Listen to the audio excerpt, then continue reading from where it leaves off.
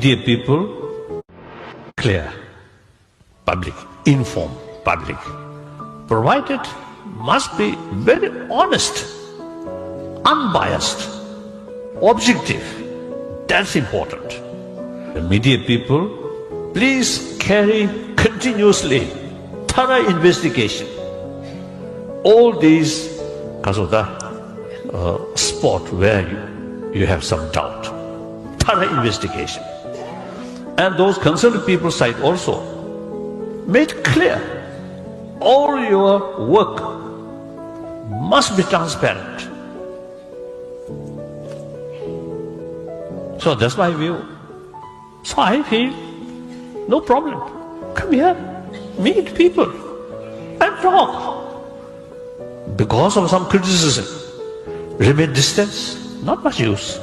Come face to face and talk. Because frankly, bluntly, truth always remains truth.